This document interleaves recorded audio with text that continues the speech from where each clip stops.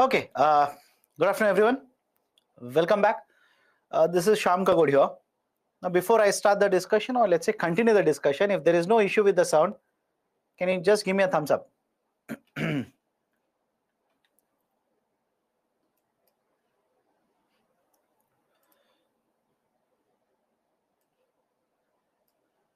Okay, done. Let's continue. So before the lunch break, what we have discussed, I said we will be having a discussion on two indices. One is IIP, Index of Industrial Production, and the second one is Index of 8 core industries. Out of that, one is done. Index of Industrial Production is done. We are yet to cover one more, that is Index of 8 core industries, ICI. Okay, Index of 8 core industries, ICI. Now let's start. First and foremost, Index of 8 core industries is published for every month. Just like IIP, this is also published for every month. But the difference is very simple here. In case of Index of Industrial Production, just a second. Okay. In case of Index of Industrial Production, we are covering three different set of industries. Have a look at this.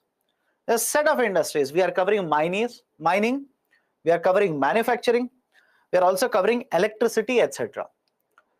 Is it okay if I say within mining, there will be multiple industries like this? Right? So have a look at this. Within manufacturing, there will be multiple industries. For example, steel, aluminium. Right? Within mining, multiple industries will be there, etc. So what we will do is, out of all the industries which are covered in the IIP, I repeat, out of all the industries that are covered under IIP, right, we will cover only 8 industries. I hope you understand this. I'll repeat it. Out of all the industries which are covered under IIP, we are going to cover only 8 of these industries. And because we are covering 8 of these industries, this is referred to as Index of 8 core industries. Any difficulty as to why this is called as Index of 8 core industries? Let me know. Any difficulty? Why do we refer to this as 8 core industries? So there are multiple industries which are covered under IIP. But I'll take only 8 of them. Sir, why only 8? Why not 10, etc.? Reason is again simple. If you look at these 8 industries, you will realize that, okay, these are very, very important. In order to promote manufacturing, in order to promote, right, let's say growth in the Indian economy, in order to provide raw materials to various sectors, etc., etc. So because these are very much relevant, these are very, very important for the economy, we'll simply include 8 of those and measure how much is the change in the production in 8 of these industries. And this is referred to as Index of 8 core industries. Now, which are these 8 industries? We have cement, coal, crude oil, electricity, fertilizer, natural gas, refinery products, and finally steel. But beyond this, what UPSC can do is, they will ask you a factual question. What are the weightages of all of them? What are the weightages of all of them? Which has got the highest weightage? Which has got the lowest weightage? So out of all these 8 industries, please remember this. Refinery products has the highest weightage. Is it okay? Refinery products, followed by electricity. And the lowest weightage has been given to fertilizer sector. Just above fertilizer, we have cement sector. So these are the 8 industries and these are the weightages. And for every month, we'll keep on calculating what has happened to the growth, that is the production in these 8 industries compared to last year, same time period. That is January 2023 will be compared against January 22. February 2023, February 2022, right? So same time period for the previous year. So what has happened to the production? That will be measured, which is referred to as index of 8 core industries.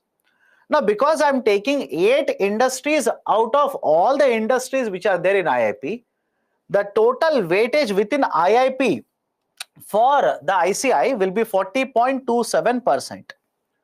Is it okay? I'll repeat it again. There are multiple industries. I'm taking 8 of these industries from IIP. So what is the weight of all of these 8 industries within IIP? The weightage will be 40.2% of IIP. Okay, and IIP is published for every month by Office of Economic Advisor with the base year of 11 and 12, same base year, but Office of Economic Advisor functions under Ministry of Commerce. OEA functions under Ministry of Commerce. So please be very careful. The index of industrial production, IIP, is published by NSO, Ministry of Statistics and Program Implementation, and ICI, which is published for every month by OEA, falls under Ministry of Commerce. Done? So these are the two very important indices that I wanted to discuss with you people. Any doubts in both of these indices? Let me know. Any doubts in both of these indices? Right? What is the requirement? We have understood. What is the base year? We have seen. What are the components? What is the weightage? Who will publish it? Etc. This is what we have seen. Now, every month you will come across all of these indices. Is it okay? Every month, somewhere around the date of 12th, 13th or 14th of that month, you will come across these numbers in the newspaper. Should you remember all this data? Please do not waste your time. Because from one month to next month, the data will be different. Data will change.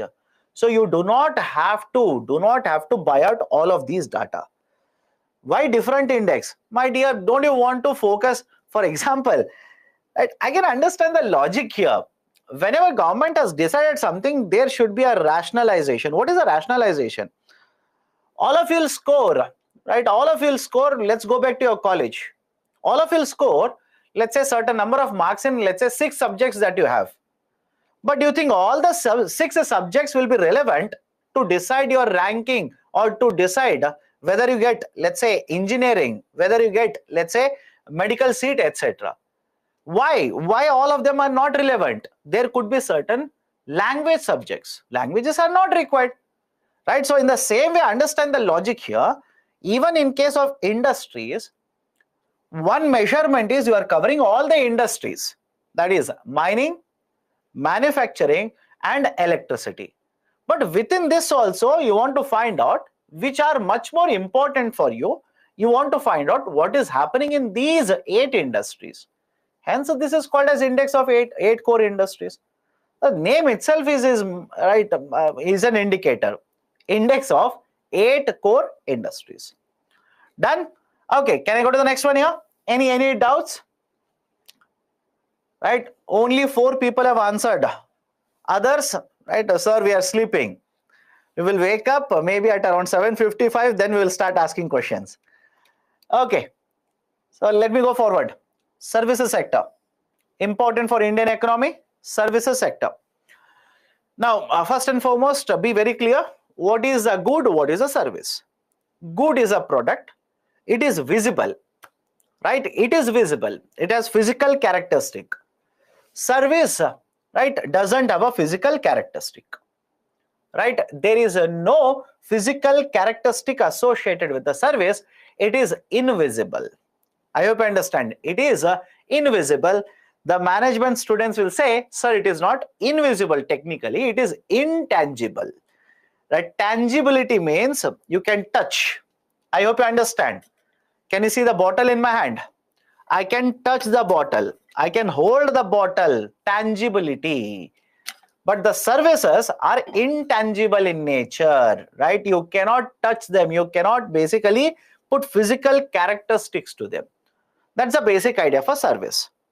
Now, why the services sector is so important for Indian economy? Right? Very often you will come across the statement, service sector, right? Very important. Slowdown in the service sector, headache for government of India, etc., etc. Why? Why is the service sector so much relevant for Indian economy? These are the points. One, generally whenever you talk about contribution to GDP, when you talk about contribution to GDP, service sector accounts for more than 50% to the GDP. Is the logic okay? Please do let me know if you're not understanding any of the points. Service sector contributes more than 50% to the GDP, right? The idea of GDP contribution from service sector is very, very high. Now, that's a reason, right? If anything happens in the service sector, it will definitely have a huge impact on the GDP of Indian economy, right? So, one is contribution to GDP is very high. 1 year it could be 53, another year it could be 54, but generally it is more than 50%. Second one, huge amount of employment generation is there in the services sector. Lot of employment generation actually comes from services sector itself, right? For example, if you look at the types of services that I've listed here, it could be civil aviation market, it could be telecom sector, it could be, right, let's say tourism sector, software services, etc. Lot of employment generation generally comes from the services sector.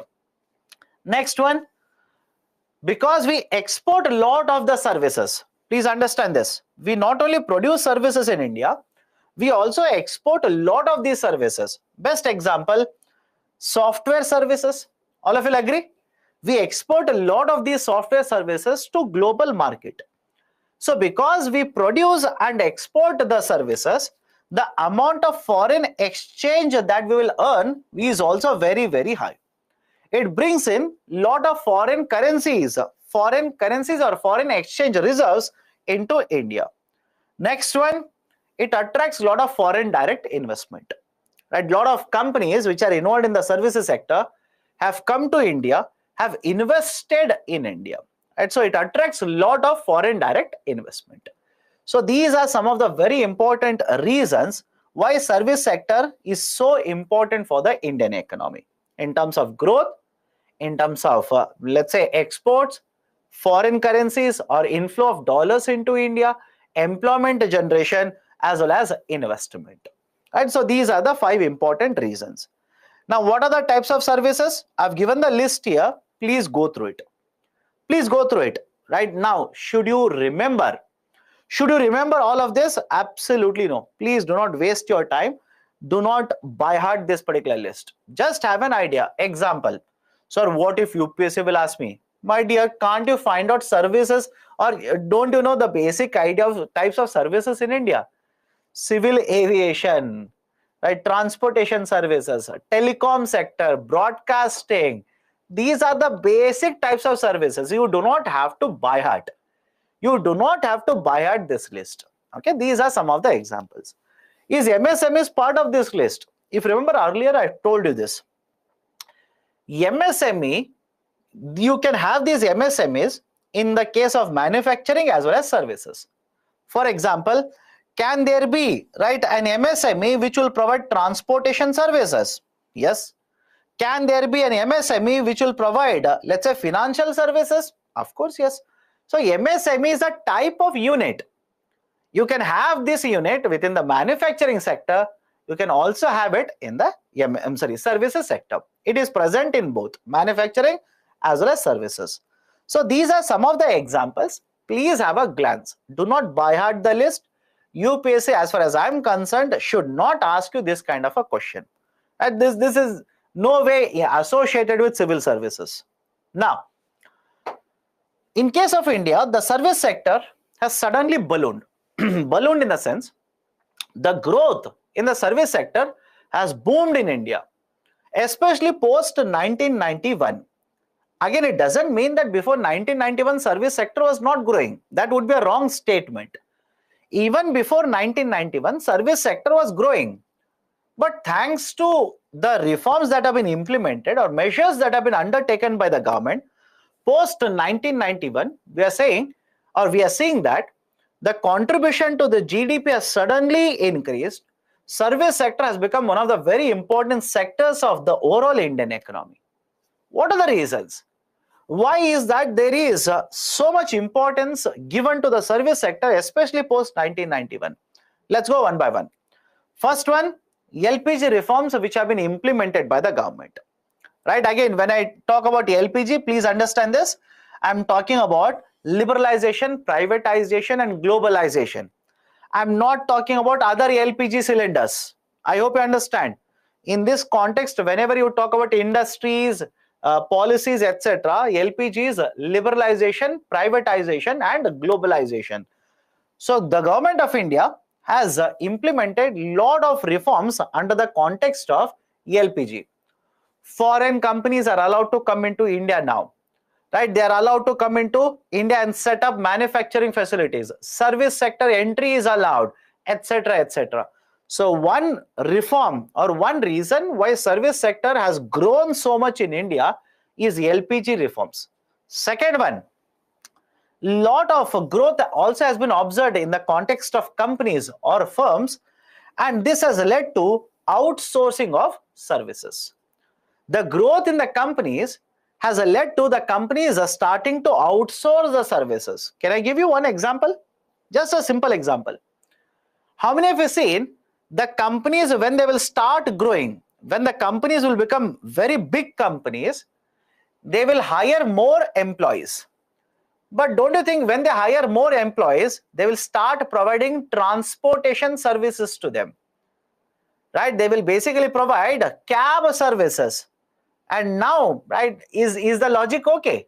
When the company was having, let's say, 10 people, cab services was not required. Now the company has hired 500 people, 1,000 people, which means company is growing. With the growth of the company, the same company, rather than taking care of all of the services, they will start outsourcing the services. For example, cab services. For example, let's say, right, canteen services. For example, security services, cleaning services, etc., etc., etc.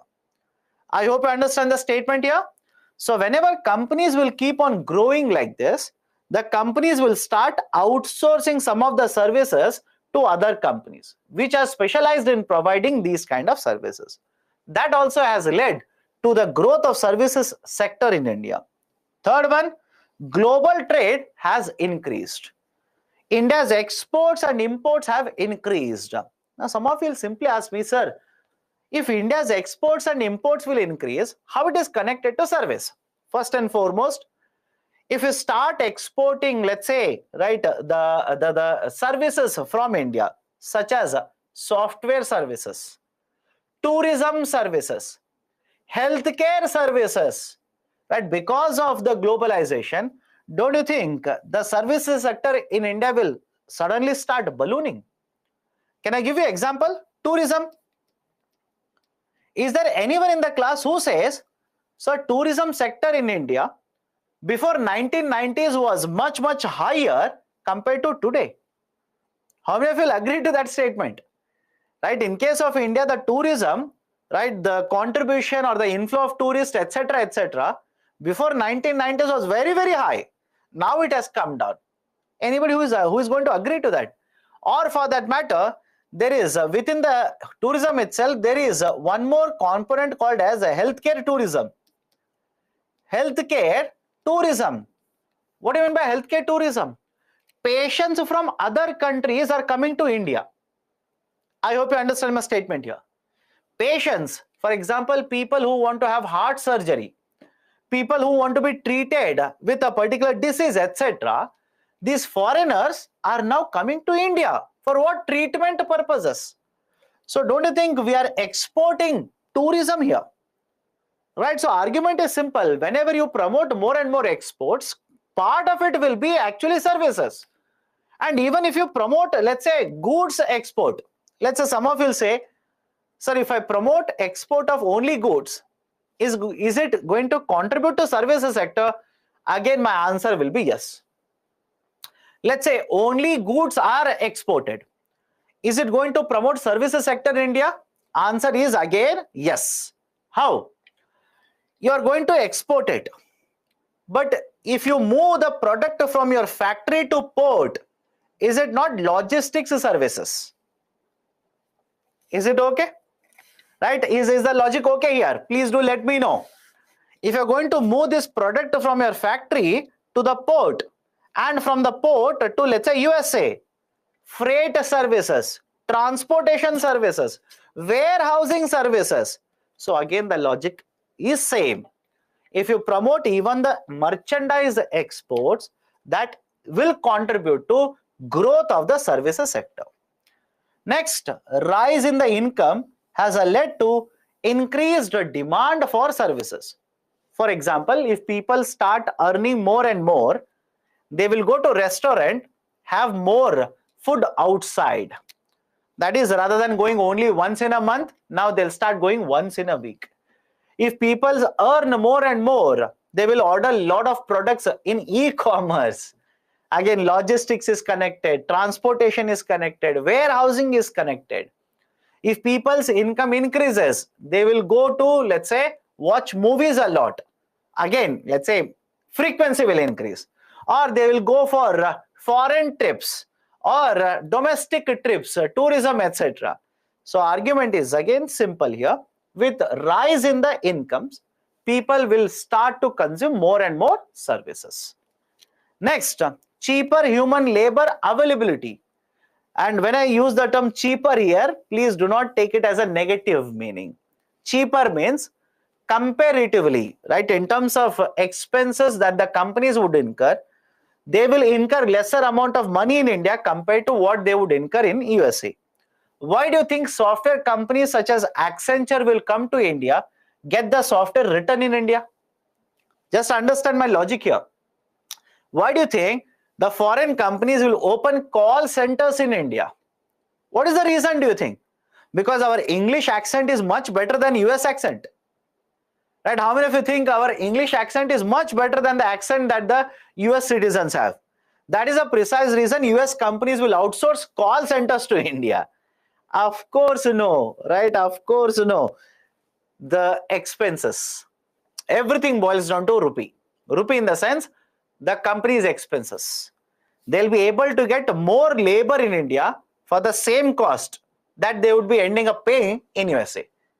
So because the labor cost is much lower in case of India, lot of services outsourcing will happen to India.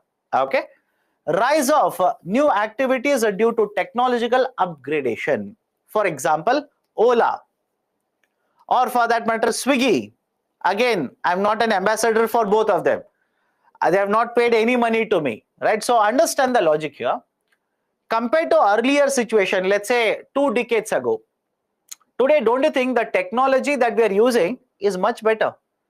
The companies have got access to better technology, so that now they are using the technology to provide more and more type of services at the doorstep. For example, now they can use right, the Google Maps, right? Find out geologically where we are. I'm sorry, geographically where we are, not geologically. Geologically means basically dead, right? So geographically, where is our coordinate? They can provide, let's say, the products directly to your home, right? How many of you heard of Blinkit? Within 10 minutes, they will provide the day-to-day groceries that you require to your house within 10 minutes, right? So the introduction of new type of technologies, upgradation of technology has enabled introduction of new type of services in the market. So these are some of the very important reasons why there is a growth of service sector in India. Anybody has any kind of a doubt in any one of them? Please do let me know. Anybody has any kind of a doubt in any of them? Next one. What are the challenges or issues related to service sector? Let's go one by one. The pandemic. All of you will agree, pandemic is bad for service sector. Sir, but pandemic will happen once in, let's say, a century like this, or once in a lifetime like this. Any kind of a disruption you can take. Russia-Ukraine war. I hope you understand. Russia-Ukraine war. Is it good? Is it good for India's manufacturing? Is it good for, right, services in India? The slowdown or recession that is expected to happen in USA or European market, That's also a disruption. Is it good for Indian economy? Absolutely no. So there could be a lot of these right events that are going to take place in the domestic market as well as right international market. There could be a lot of reasons, right, which are because of certain policies of the government or which are beyond the control of the government of India, right? So these kind of disruptions will definitely have an impact on the services sector. Okay, next one, rising or increasing barriers. Rising or increasing barriers. Now please understand this. In the last 2 years, especially because of the pandemic, many countries, including India, by the way, right? When you keep on writing these, don't assume that everybody else in the market is wrong, only India is correct. I'll talk about facts here. Even government of India has increased the trade barriers, just like any other country. And there is a reason. I hope you understand. There is a reason, right? Because every country would want to protect their domestic market. I hope you understand. Every country, right, would want to protect their domestic market. And that is a precise reason in most of the countries, because of the pandemic or worried about the impact of the pandemic, most of the countries have increased the barriers. It could be a tariff barrier, it could be a non-tariff barrier, just like India has done. So, example of a barrier. How many of you know, and you must know all of this, how many of you know that we have stopped exporting of some of the agriculture commodities? Right, all of you will agree with me? We have stopped exporting of some of the agriculture commodities. We have imposed more taxes on export of some of the agriculture commodities. Argument is again, sir, is it bad for the global economy? Right? The argument is, first we should be worried about the domestic market. Then we will look at the global market. So argument simple. Lot of barriers have been implemented by both the domestic market, or let's say domestic countries, as well as domestic government, as well as the international governments. And as a result of this, obviously service sector is getting affected. Okay. What services were restricted? My dear, again, this is, if I basically stop the exporting of this good, tell me, again, connect the dots. If I stop the exporting of this good, you tell me, will the services sector be affected by this or not? How can you say if I impose right restriction on goods, how service sector is going to be affected? Right, which means you have not listened to the basic discussion we have had so far. Okay, so rising or increasing barriers, of course, will have an impact on services exports. Attracting FDI only in certain sectors. You can write 2 points here. One, in certain sectors, and second one, in addition to this, in few states.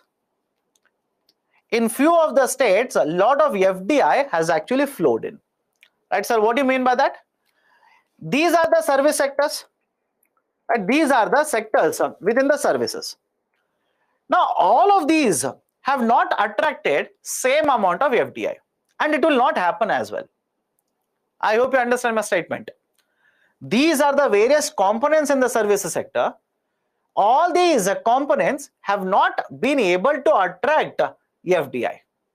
The majority of FDI in case of India has gone into this software services.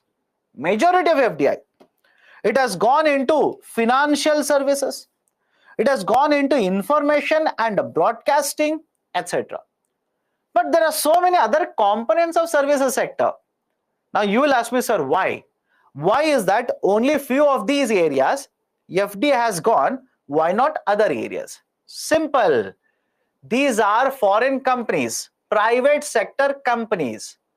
And by the virtue of being a private sector company, they will invest in those areas where they see a huge potential in the market, where they see there is a huge potential of profit making.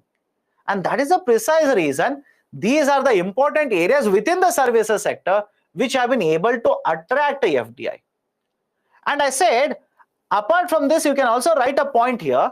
There are only few of the states in India, or less number of states, which have attracted a lot of FDI. So what do you mean by that? If you see that where FDI has actually entered into India, you will realize that states such as Maharashtra, Karnataka, Andhra Pradesh, Tamil Nadu, Gujarat, etc. have been able to attract huge amount of FDI. Huge amount of FDI has gone into these states. Why? What is the reason? One, these states are industrially developed already. Is the logic okay? These states are already developed. Now have a look at this. You are a service provider. What kind of service provider? Logistics. There is one state which is already developed. In the sense, manufacturing is already very, very high in the state. Would you want to invest in any other state which is less developed, or would you want to invest in this state where industrialization is already very high? Right? So the argument is very simple here.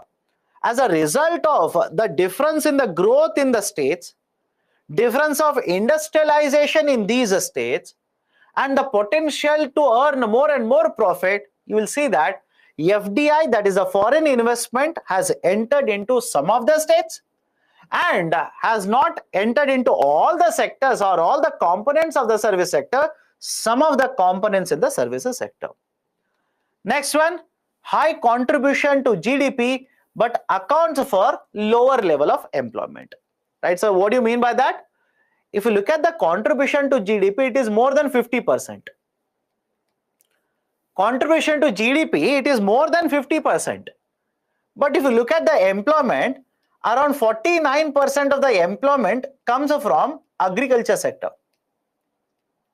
Around 49% of the employment comes from agriculture sector.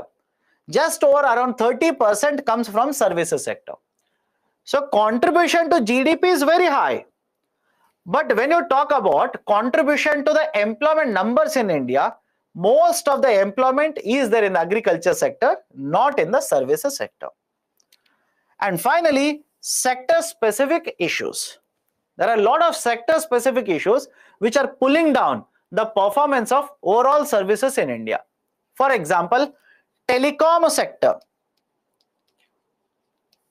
Telecom, by the way, is a component of services sector.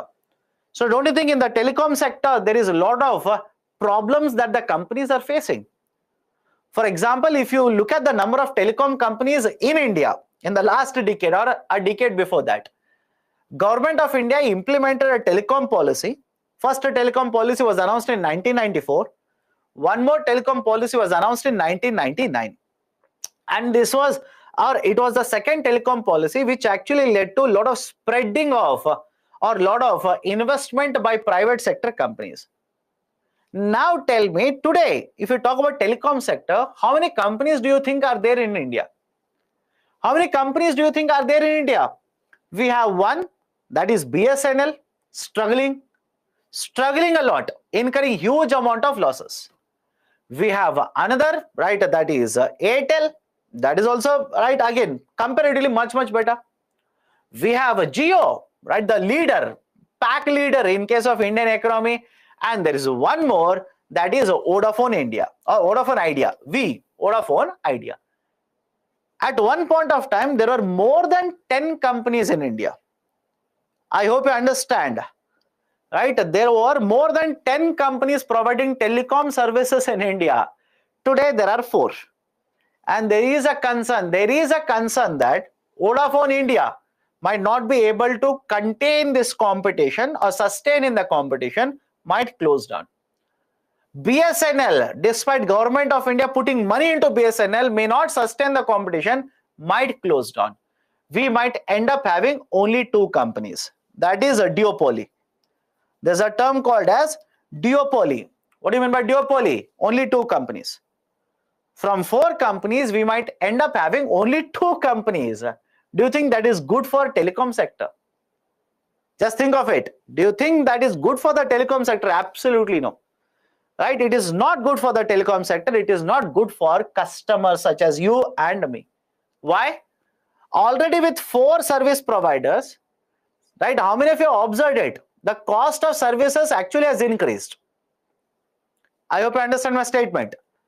With 4 service providers, the cost of the services that they are providing, it has increased. Of course, there is a reason for it. There is a reason. I'm not saying there is no reason. But compared to, let's say, the tariffs that we were paying, let's say, 4 years ago or 5 years ago, today we are paying a lot of higher tariff. Now imagine, rather than 4, it will come down to 2. And one of them will have the, let's say, 60%, 70% market share. Another will have remaining 30%. I don't think that basically is one situation where customers may not have much choice, right? So from multiple number of companies, we have basically come down to, let's say, only 4 now. There is further concern that from 4 we'll have only 2. That is a danger of having a duopoly in the telecom sector. So again, this is one example. Sir, any other example of the service sector being in a problem? Civil aviation. Civil aviation. Again, I'm not saying that there is a big problem in the civil aviation. Telecom sector is much under stress. Civil aviation, now it is growing, in fact. Right, thanks to entry of a Tata company with buying of Air India. Now every company, right, for example, Tata company, right, that is Air India, has decided to buy a lot of aeroplanes. Right, Akasa is also decided to buy a lot of aeroplanes. So argument is, some months ago, even the civil aviation market was under a lot of pressure. But now, with opening up of the economy, lockdowns being reversed, etc., traveling again has become more. Right, people are traveling, people are opting for tourism, etc., and that has led to, right, increased amount of revenues being generated by civil aviation market. Done. So these are some of the challenges or issues faced by the services sector. Any doubt regarding any one of them? Please do let me know. Any doubts in any one of them? Can I go forward? Since nobody is answering, I'll go forward then. Now there is one more term here. I'll just connect it to service sector, because again, you can talk about manufacturing, export of goods and as well as services. There is one concern that you should remember, right? That is basically the idea of generalized system of preferences.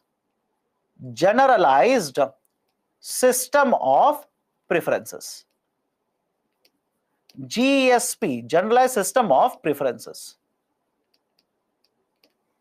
All reason in case of India was same for China. Then why China service sector less contribute in GDP compared to India? My dear, what is the size of China's GDP? Right? Do you know what is the size of China's GDP? $14 trillion. India's GDP is 2.7, let's say $3 trillion, latest data. And so understand, the market size of India and China are completely different. The intervention of the government in the market in India is different compared to what policies the government of China has in the market. Until 1980, China did not even open the market to foreign companies. Only in 1984, they introduced a concept called as limited entry, limited open door policy, right, etc. There are so many differences between India and China market. Just based on the factors, do not come to a conclusion, right, it should not happen here, it should not happen there. I'm reminded by the statement given by one of the economists, Mr. Amartya Sen. He said, why do people always compare between India and China? Both are different. Both are completely different. I'm just paraphrasing his statement. Both are completely different. In one country, there is a democracy. In another country, there is, right, at least, right, basically a glimpse of democracy. That's it. Right? In case of India, there is a democratic party, or there is concept of a democracy. Do you think the same is applicable in China? Right? So understand this. There is one party rule in China. In India, there is a democracy. So both of the economies, and some of you might simply say, sir, that is political. My dear, the government decides the policies.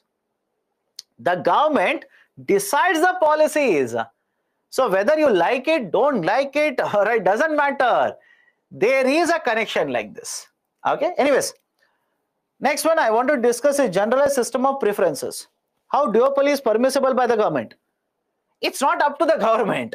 I hope you understand. It's not up to the government. Government is trying its best. At BSNL, despite incurring losses, government is infusing capital into BSNL. But you tell me, how many more years can the government continue it? Don't you think there will come a point of time when the government will basically decide, enough of this. I cannot keep on spending money into these companies which are incurring losses, just like Air India. What will you do at that point of time? Right? Vodafone India is somehow sustaining, somehow barely managing. Right? BSNL, it is surviving because government is providing assistance to BSNL. But how many more years?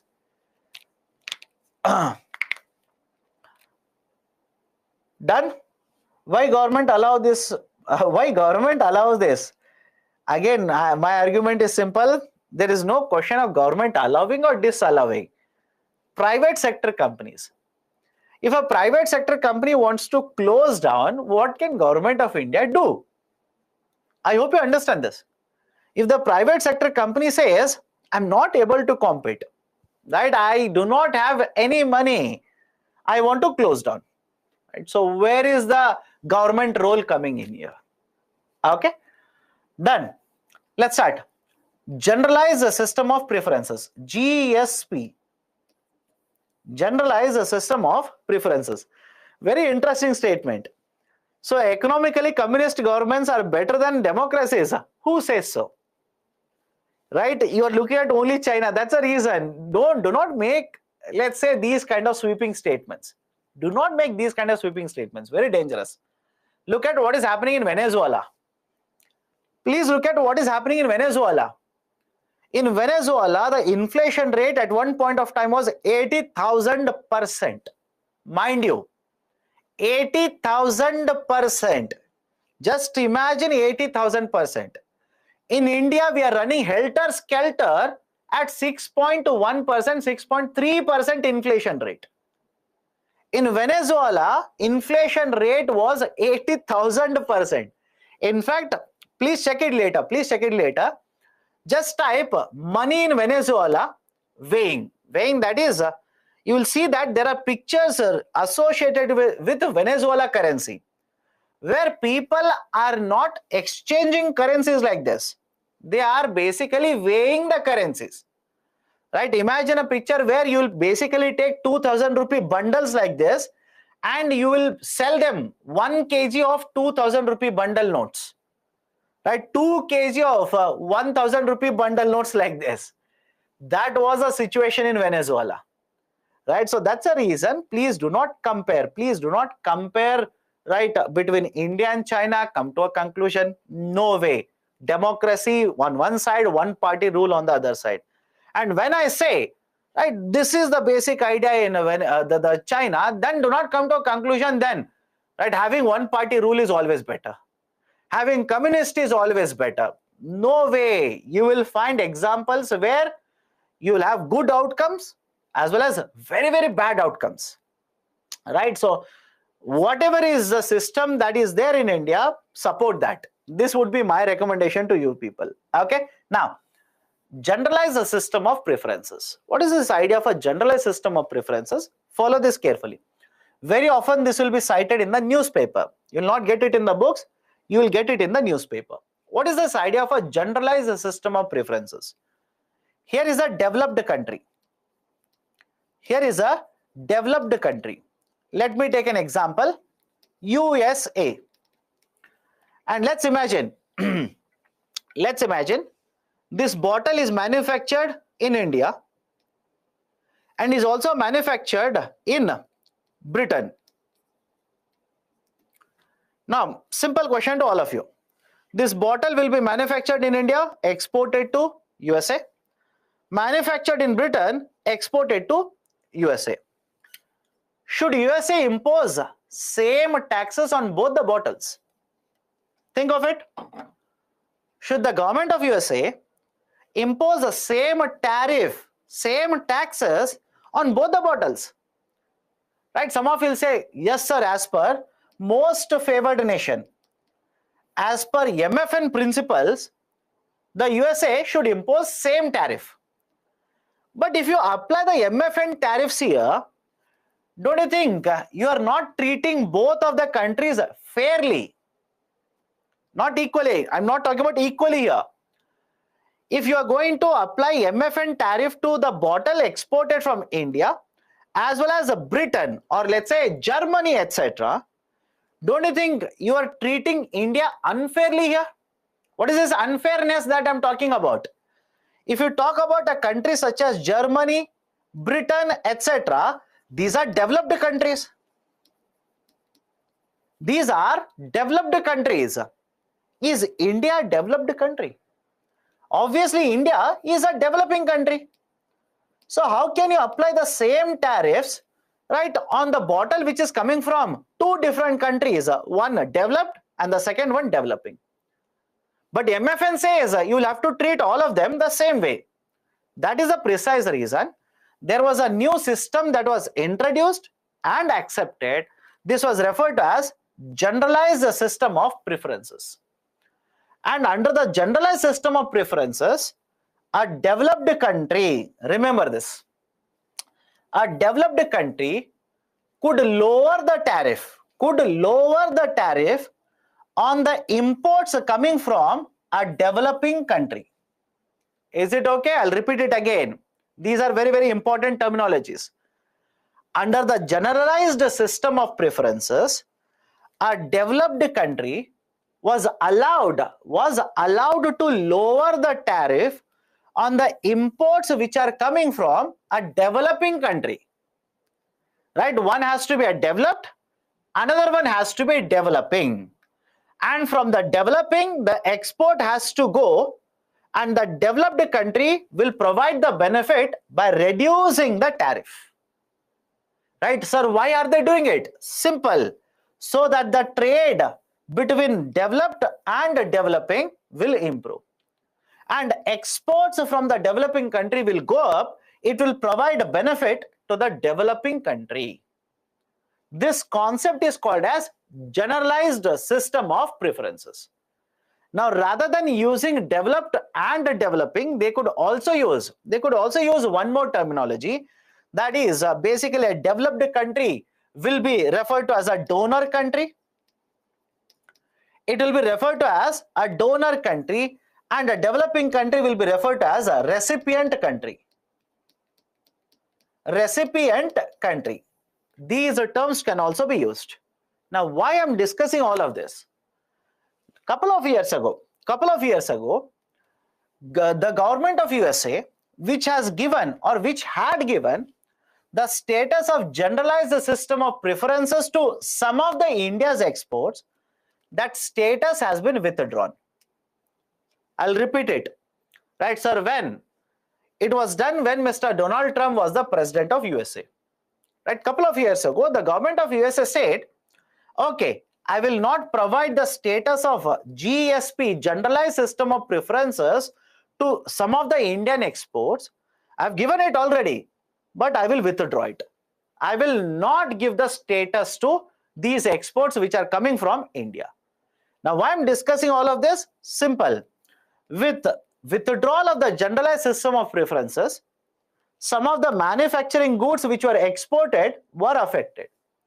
And because export of goods were affected, services sector, it is associated, was also affected. And the third very important point, whenever there is a discussion about India and USA trade deal, it is going to happen. When it is just a matter of time, it is going to happen. One of the points that they will generally discuss is the concept of generalized system of preferences. They will try to cover the idea of GSP, because India wants a GSP status to at least some of the goods that they are exporting to USA. And second very important point here, is it that only USA has given GSP status to India? Absolutely no. There are more than 20 countries in the global market. I repeat, there are more than 20 countries in the global market which have provided GSP status to Indian exports. And point number 3, all the exports will not get the benefit. Right? I hope you understand. All the exports will not be covered under GSP. It is the developing country, it is the developed country. I repeat, it is the developed country that will identify some of the exports coming from developing country and reduce the tariff on it. So entirely it is the prerogative of developed country how much to reduce, on which goods to reduce, etc., etc., etc. Right, so this is basically the idea of generalized system of preferences. Any doubts here? Generalized system of preferences. Is GSP kind of reservation? No, it's not a reservation. It's an exception to MFN. I hope you understand. It is an exception to MFN. What MFN says? Treat every trading partner same way. But I've told you, if you have a free trade agreement, it is an exception. I hope you understand. It is an exception. In the same way, if a developed country is giving an exception to a developing country, that is also, right, an exception to MFN. What are those countries under GSP? Many countries are there. There are more than 20 countries. You want to buy out the list of 20 countries. Okay. Okay, this is one more point of current affairs discussion. Please be very careful. Right? Many of the times it is there in the newspaper. Some of you will be concerned, some of you will be worried, etc., etc. But this is a basic idea. Right? Whenever India and USA, they will have a trade deal or discussion about the trade deal, one of the point India will raise is GSP. Give us the GSP status again. Now, service sector, what reforms have been implemented by the government? Some of the reforms are: one, Startup India, we'll cover it now, just give me some time. Second one is SEIS, Service Exports from India scheme. Third one is FDI reforms. What are the FDI reforms? What is FDI, etc.? We'll cover it tomorrow. And the fourth one is Goods and Services Tax, GST. So these are some of the reforms. Let's take up certain very important reforms now. One is Make in India, and second one is Startup India. But before that, any doubts? Any doubts, please do let me know. I'm at the fag end of this chapter. We are discussing reforms now. Is there any provision to underdeveloped? What do you mean by that? I don't know.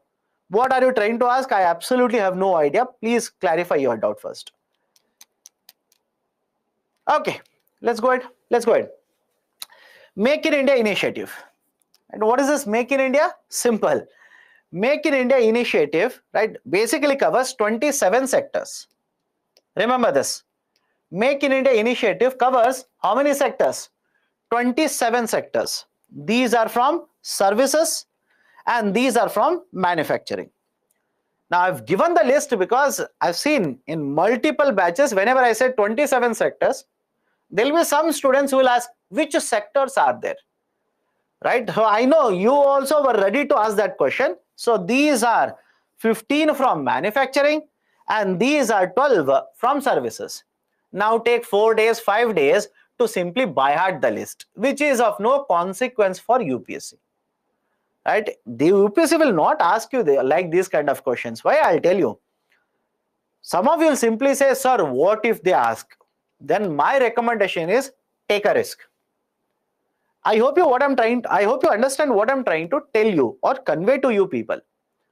Take a risk.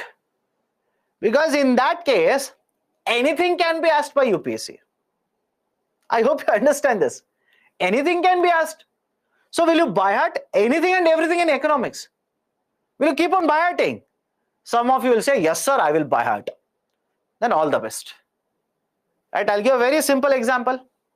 I gave you one table of index of 8 core industries. Once the question was asked by UPSC. And the question was, which of the following has been given the highest weight? That's it.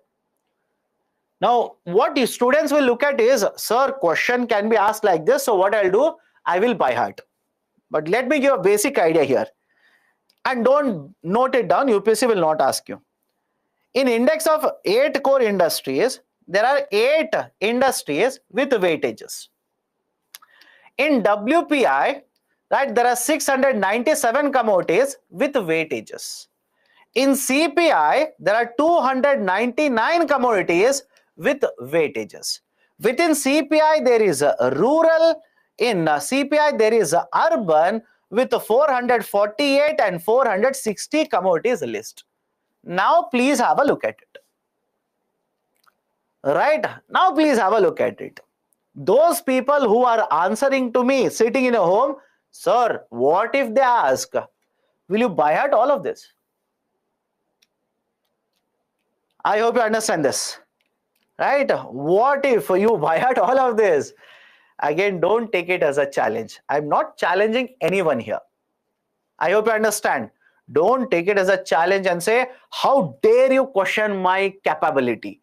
So what I will do for next 2 months, I will by heart this complete list and give me your number. I will call you, ask me any question. I'll say, great, great, right? Salute.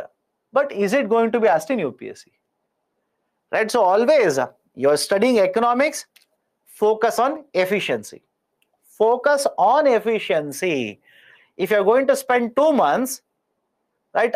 Okay, let's say hypothetically one question in the prelims will be asked. But do you need to spend 2 months for it? Do you need to spend 2 months for it? Right? So cost to benefit analysis. So that's a reason I keep on telling some of you, don't worry, ignore. Right? Please go ahead. Ignore it, ignore it, ignore it. Why?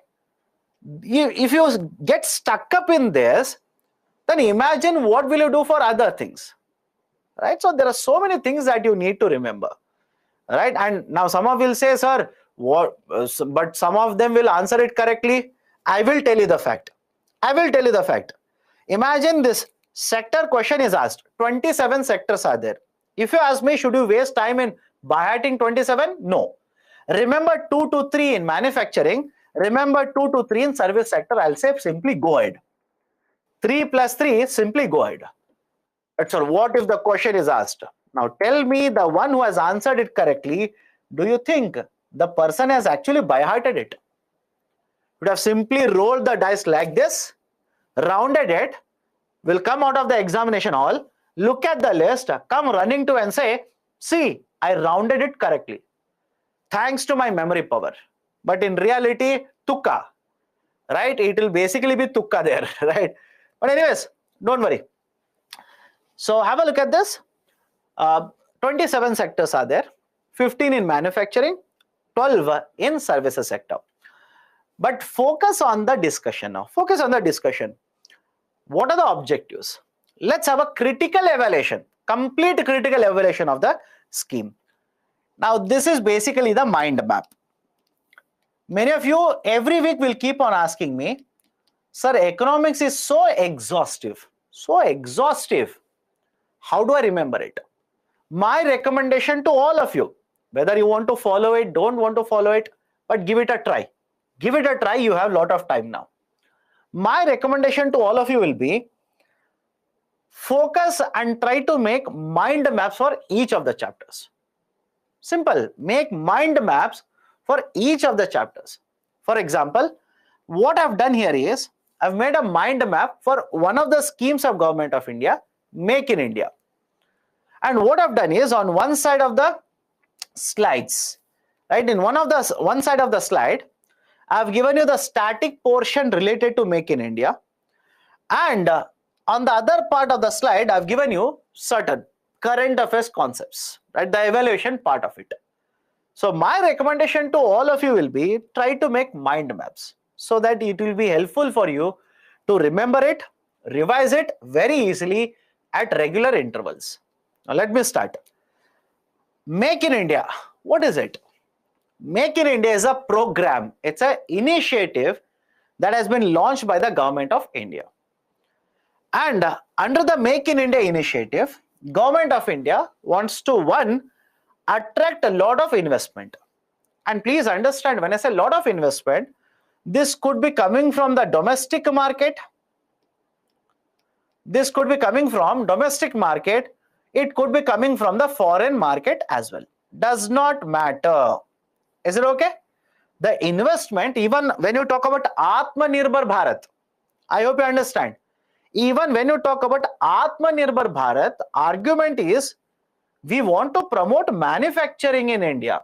Again, manufacturing of goods or services. Whether the investment will come from the domestic market or the foreign market doesn't matter. What about PLI? Production linked incentive.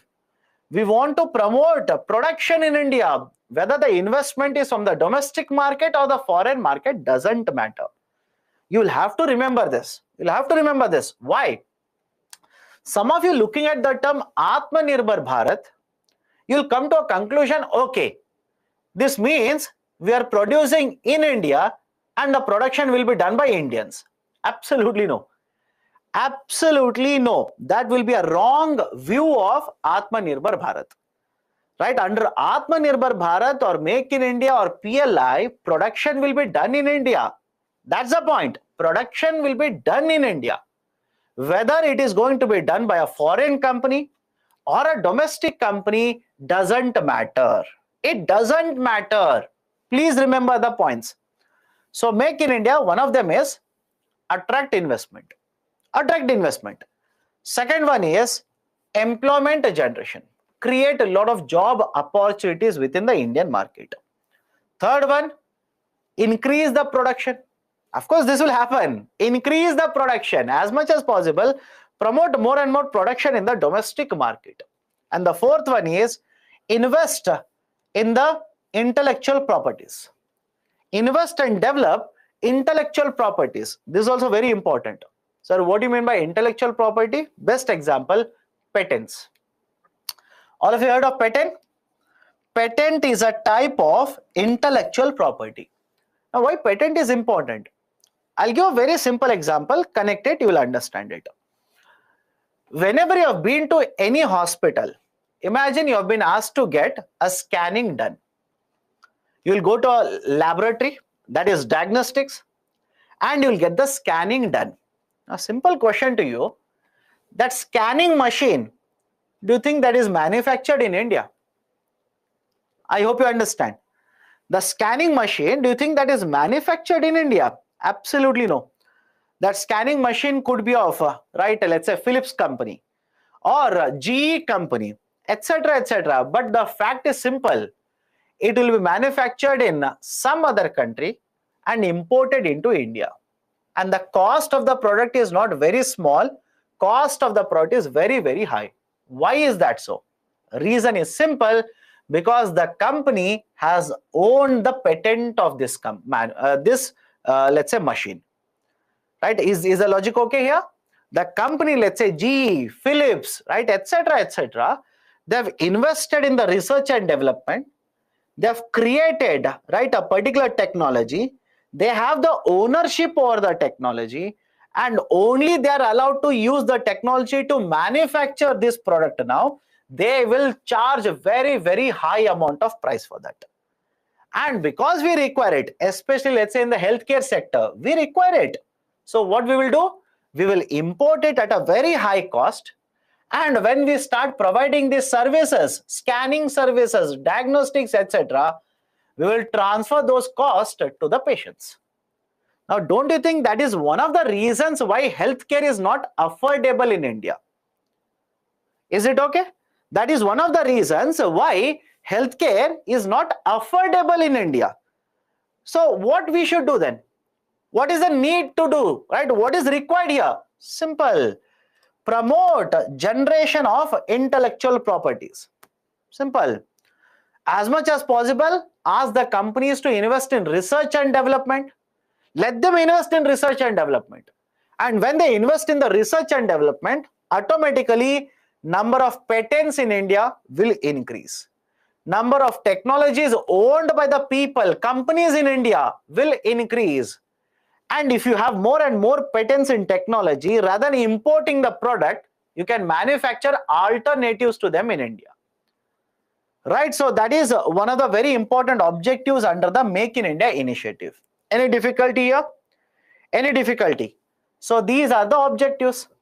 Next, what are the targets? What are we trying to achieve under Make in India?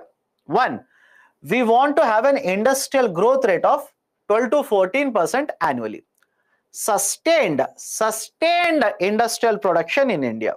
First one. Second one, we want to generate 100 million jobs. In fact, it was by 2022, it has not been successful. Leave it, don't worry. Increase the contribution of manufacturing sector, which is generally around 16 to 17% to 25%. Increase the contribution of manufacturing sector to 25% to GDP. Done? So these are the targets. Now to promote Make in India, what reforms have been implemented by the government? What reforms, what policies have been implemented? One, most of the sectors, now we have allowed foreign companies to bring investment into India. Most of the sectors. Very few of the sectors are tightly under the control of Government of India. Most of the sectors, we have allowed foreign private sector companies to bring money and invest in India. Any example? Civil aviation market, right? Civil aviation market, right? The broadcasting market, etc., etc., etc. Okay, right? So first one, FDI is allowed. Labor market reforms are being implemented. Again, very difficult to implement labor reforms. I'll give a simple example. Central government has introduced 4 labor laws. Understand this. Central government has introduced 4 labor laws, and many of them have been passed by the parliament, but it's been more than 1.5 years, 2 years, government is yet to implement them at the state level. And trust me, but don't write this in the exam. It is not going to happen for at least, let's say, another 2 years. All of you know the reason. And those who are wondering why it is not going to happen for the next 2 years, next year we are going to have Lok Sabha elections. But you can't write that as a reason. Please do not write that as a reason in UPSC. Right? The government simply says, we want to implement the labor laws, but we want to hold consultations. We want to talk to all the trade unions, then take their viewpoints into consideration. We want to talk to all the state governments, then bring their viewpoints into consideration. Then we want to implement it. But have a look at this. Can you basically say they are going to do this in the next 2 years? Right? Of course, they are not going to do that now. Right? But don't write that. Don't write that, will become a political answer. Please don't do. Right? Basically, you're giving out what is your political orientation in the exam. Don't do that. So argument is simple. The government wants to introduce labor laws, make it easier for companies. Now some of you will ask, sir, how? What is the importance of this labor law? How it is going to make it easier for the companies? I'll give you one example. Right now there is a labor law which says, if you want to remove employees, you are supposed to take the permission of the labor inspector. From labor department, you'll have to take the permission. But the private sector generally says, this is counterproductive. I don't want to do all of it. Why? The market is so volatile. The market is so volatile. Why should I keep on taking the permission from the government? If I'm going to incur a loss, I want to remove the employees directly. So argument is, there are a lot of these laws which were made many decades ago. Right? I hope you understand this. There were a lot of these, right? A lot of these laws which were made decades ago. And these are not applicable today because the market situation in India are completely different today. So we want to change the labor laws, right? But it's not that easy, right? Lot of stakeholder inputs are required. But anyways, we want to reform labor laws. We have already restructured indirect taxation in India, goods and service tax. Corporate tax rate has been restructured. Earlier only 30% it was there. Now we have reduced it. One more option we have given 22%. We have one more option, if you start manufacturing in this year, 15%, etc.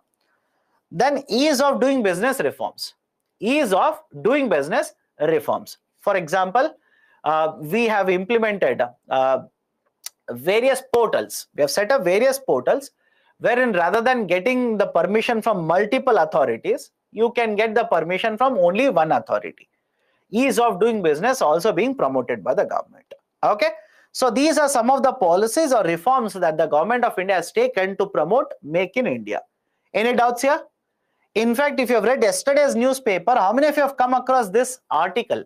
This article by Mr. Goel, minister, right? Mr. Goel, who says, we want to have a relook at patent laws in India. Please check it later. Please check it later.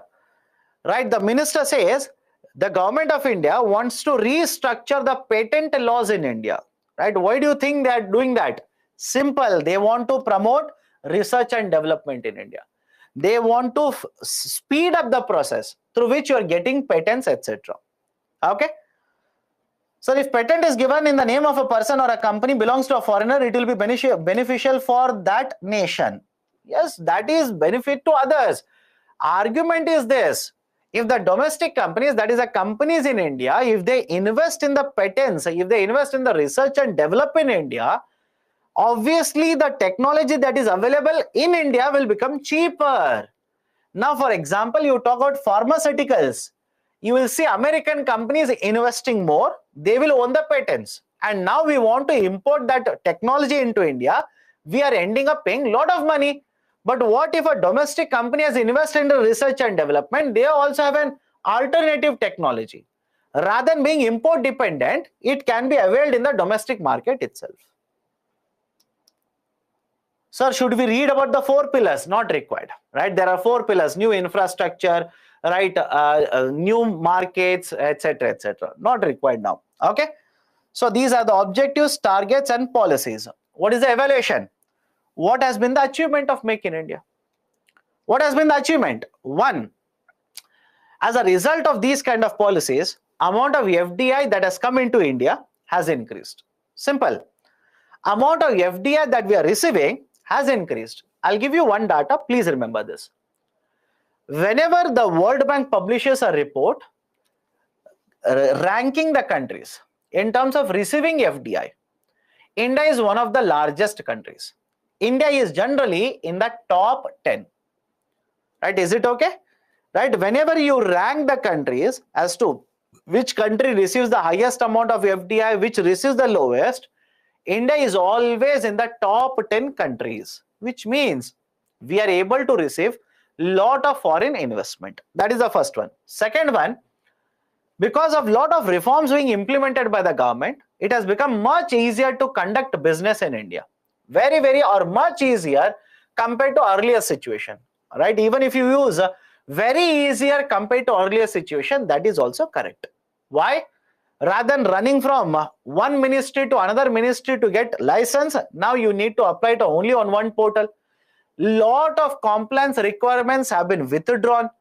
Lot of actions or the activities which were considered earlier criminal, now these have been decriminalized. For example, all of you heard of this in the budget? In the budget, which was announced very recently by the government on the 1st of February. Many of the activities which were considered criminal in nature, earlier criminal in nature, have been decriminalized by the government.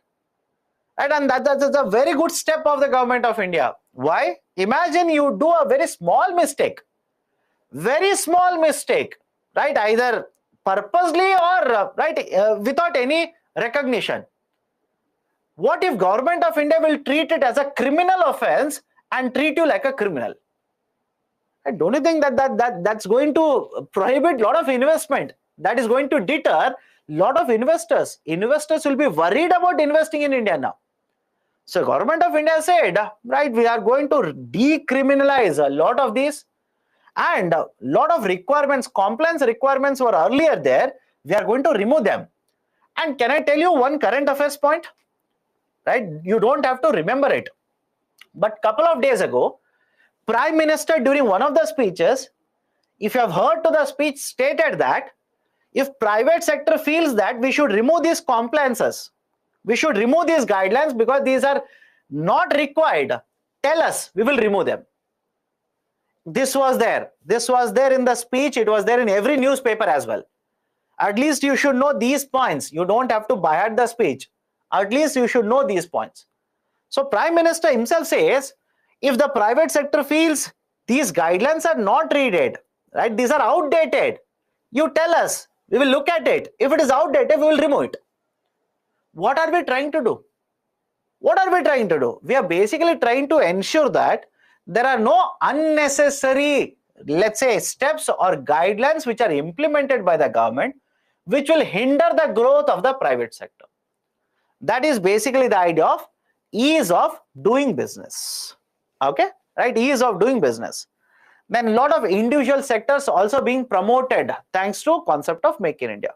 For example, now the drone technology, Right? Don't you think government of India is promoting drone technology in India? Right? Of course, yes. But what are the issues? What are the issues or concerns regarding Make in India? First one, the government on one side is promoting manufacturing in India, services as well as manufacturing. But on the other hand, has increased the tariff on some of the imports. That is a concern. And government says this I'm doing because I want to promote domestic manufacturing. I want companies in India which are manufacturing this to increase the production. But foreign companies generally argue that this is counterproductive. I'll tell you why. Follow this carefully. Today, in case of India, take example of one sector, automobiles, that is manufacturing of two-wheelers, four-wheelers, trucks, cars, etc. Lot of the components that you require to manufacture these automobiles, you end up from foreign market. You will end up from foreign market, importing it from foreign market. And it should not be surprising to you when I say that most of it will come from China. I hope you understand this. Most of it will come from China. Government of India, couple of years ago, when there was a friction between the China as well as India because of the border issue, border dispute, Government of India increased the taxes on some of the imports. They increased the taxes, right, just to penalize these companies. But please understand this.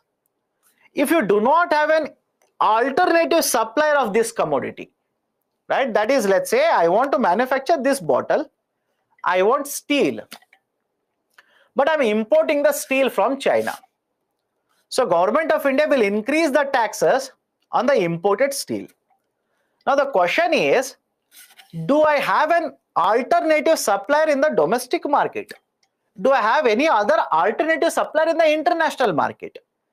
If I have an additional supplier, of course, yes, I will try to import from somebody else or source it from somebody else. But generally, that is not there. I hope you understand. Generally, that is what is the factor that is missing. We do not have suppliers, additional suppliers like this. That is the reason. How many of you heard of China plus one strategy? Let me see. How many of you heard of China plus one strategy? Participate. China plus one strategy. Lot of countries are following this China plus one strategy now.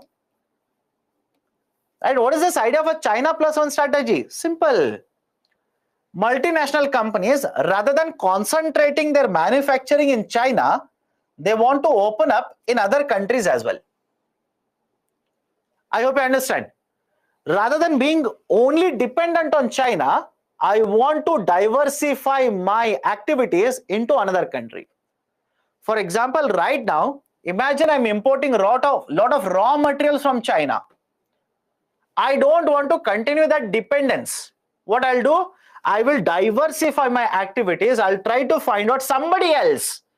I'll try to find out if there is anybody else in the market who can supply this apart from China. And this is a strategy which is being followed by many companies now. Many governments are adopting this strategy. Why? One is because of the pandemic.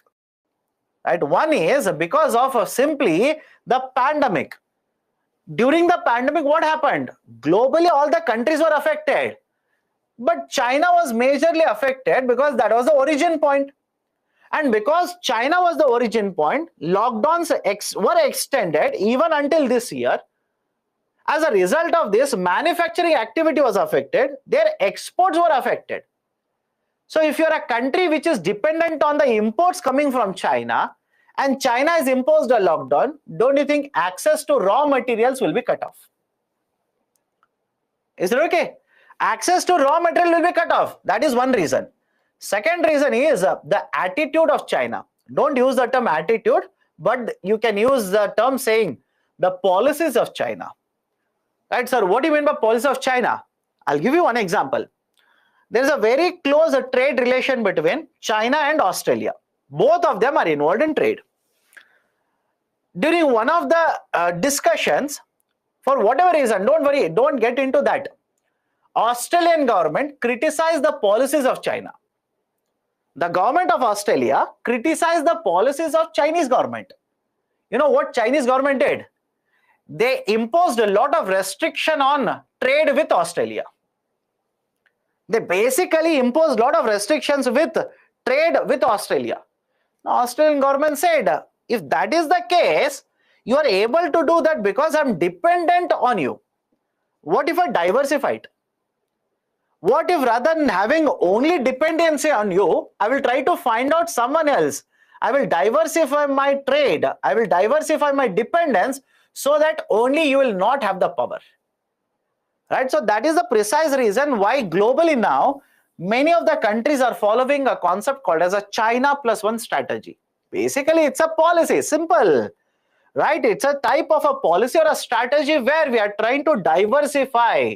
Rather than being dependent on only one partner, we are trying to diversify our dependence. Okay? Now, come back to this. Higher tariff on imports. That is one problem. And unemployment rate in case of India has remained higher. Though one of the objectives was to generate 100 million jobs, unemployment rate in case of India generally is on a higher level. Industrial growth rate has not been growing uniformly at around 12 to 14%. In 1 year it is 8%, in another year it is 6%, in another year there is a contraction, etc., etc., etc. Right? Too many sectors are covered, 27 are covered. Right? What is the concern here? Because 27 sectors are covered, you will not be able to focus on all of them. If rather than 27, if 5 are covered, in 14 are covered. Can I give an example? PLI. PLI, initially only 3 sectors were covered.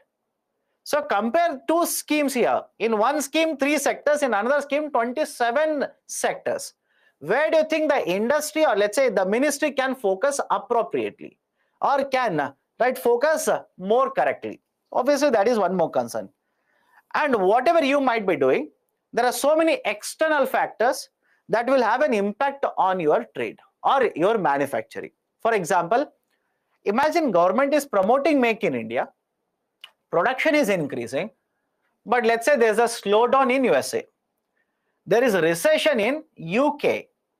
Now, don't you think as a result of this, India's manufacturing sector would be affected? India's exports would be affected? Of course, the answer is yes. So these are some of the very important points regarding concept of Make in India. Right? So understand this. That's the reason I keep on telling you, try to make mind maps like this. Rather than having 8 slides, 10 slides for Make in India, I've compiled everything in only 1 slide.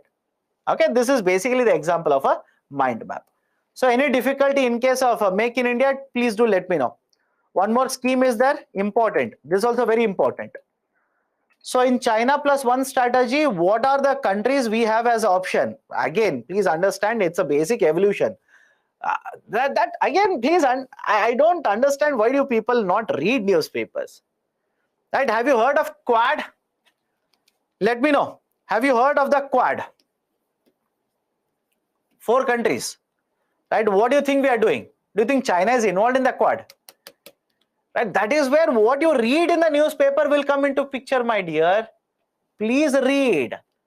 Right? Have you heard of this triangle of countries? India, Australia, and what is that? South Korea. We are trying to hold these kind of connections like this now. Okay. So that's a reason. Keep on reading newspapers. Keep on reading newspapers. You'll get lot of connection like this. Okay. Relationship between Make in India and unemployment rate. Under Make in India, one of the objective was to create 100 million jobs. Right? 100 million jobs. Convert that into crores, you'll understand what I'm trying to talk about. But even today, unemployment rate in India is very high, which means we are not able to meet the objectives under Make in India. Okay. Okay, let's continue. Let's continue. Next initiative that I want to discuss is Startup India. And the idea of Startup India. Now, if I were to ask you, what do you mean by a startup? Right? Most of you will give me only one answer. Startup means startup. Right? Startup means a startup. Startup means the one which has started very recently, etc. That is not the definition, by the way. This is the technical definition. Please by heart it. whenever any company meets three conditions. I repeat, whenever any company meets three conditions. What are the three conditions? One, the registration of the company should be done in the last 10 years. Is it okay? The company registration should have been done in the last 10 years. Right? It should not be older than 10 years. If a company is registered and it is, let's say, 15-year-old company, if it is 20-year-old company, no, it will not be considered as a startup. Is the first point clear to you? Right? I'll repeat it again. The company which is registered and from the date of registration, more than 10 years are not over. First point. Second point, whenever you say, right, again, whenever you say the company is registered here, under which law it should be registered? Under which act it should be registered? It should be registered under the Companies Act.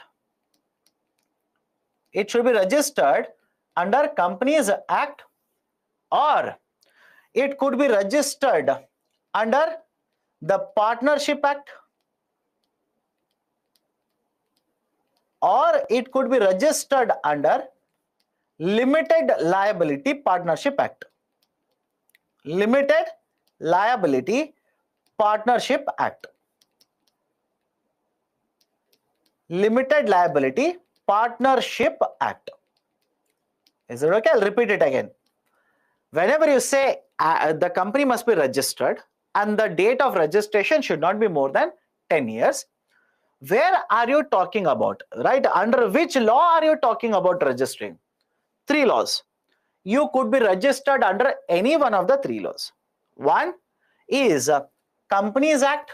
You should be registered under the Companies Act, or you could be registered under the Partnership Act, or you could be registered under LLP, Limited Liability Partnership Act.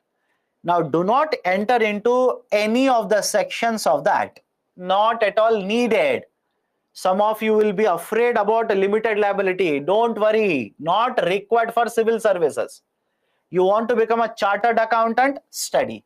You want to become a company secretary? Study. It's a basic idea, right? The laws are there, sections are there, etc. I could discuss all of it. Is it required for civil services? Absolutely no. Remember the three names, more than sufficient. So, Companies Act of 2013, Partnership Act, or Limited Liability Partnership Act. Now, this is regarding registration. What about the revenue? And what if a company is registered under one of the three acts? It is 5-year-old company. What if it has a revenue? Revenue means total amount of money that they have earned. What if the revenue of the company is 1,000 crore rupees? What if the revenue of the company is 5,000 crore rupees? Can it be recognized as a startup? Government says no. If the turnover means what? Simply revenue, amount of money earned, not profit. Profit is different. Revenue is different. If your revenue is greater than expenditure, you will earn a profit. All of you understand this? Any difficulty? Please do let me know. If your revenue is greater than expenditure, right, you will have right, basically the concept of profit. So the total amount of revenue in every year, the revenue of the company should not have been more than 100 crores. Let's say a company is set up in 2020, right, 2-year-old company. But in this year, they have generated a revenue of 500 crore rupees.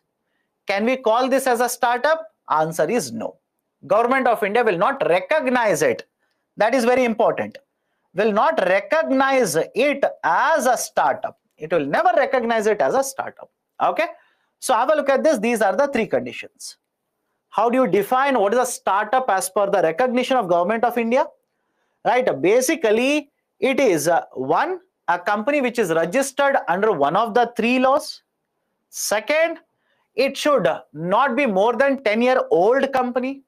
And third, this company in any of the years, any of the previous years, the revenue should have crossed more than 100 crores. If you can meet all the three conditions, you are recognized by the government as a startup. Now, what is the need? Why is Government of India promoting startups? Simple. It will lead to a lot of employment generation. Okay, right? It will lead to a lot of employment generation. Right? All of you will agree with me? Anybody who says, sir, startups will reduce employment, not generate employment. Second one, startups generally focus on those areas which are not focused on the traditional business. Right? I'll give you examples. Ola, right? It's a new age startup. Of course, now Government of India has not recognized it, but don't you think Ola, Swiggy for that matter, these are the type of businesses which traditionally nobody covered it. Nobody thought of these businesses. But there will be certain people, or let's say certain businessmen, who will realize, okay, there is a business potential in new area, they will have a startup. Again, some of you might simply say, sir, any example of it? Please watch Shark Tank 2. If you have time, please watch Shark Tank 2, etc. Again, is it required for UPSC? Of course, no. I hope you understand. Sir, you asked me to watch Shark Tank 2. Somebody said Shark Tank 2 is not good. Shark Tank 1 is good. So I started with episode 1 of Shark Tank 1 because I wanted to watch Mr. Ashnir Grover. Please don't waste your time. All I'm trying to tell you is if you have watched those, right, let's say reality shows, you will know what is a startup. What is this business that I'm talking about, etc., etc. But is it required for UPSC? Absolutely no. Right? Don't watch if you have, let's say, paucity of time. Right? Sir told Shark Tank, so I will spend 2 months to watch it. Is it needed for civil services? Absolutely no. Okay, come back to this. Generate employment. They will focus on new type of businesses. They will increase the total amount of investment in the market. And right, they are also focused on innovation, research and development. They will promote competition in the market, etc. So these are some of the reasons why government promotes startups. Then what are the provisions?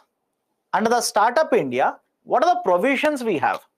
One, Government of India has provided 100% income tax exemption. 100% income tax exemption, IT exemption. What do you mean by 100% income tax exemption? For 3 consecutive years, I repeat, for 3 consecutive years, whatever profits you are earning, no income tax will be collected from you. Any difficulty in this? Please do let me know. For 3 consecutive years, any profit that you have earned, on this profit, no taxes will be collected by the government. Okay? Right, sir, which tax? Of course, it is a corporate tax.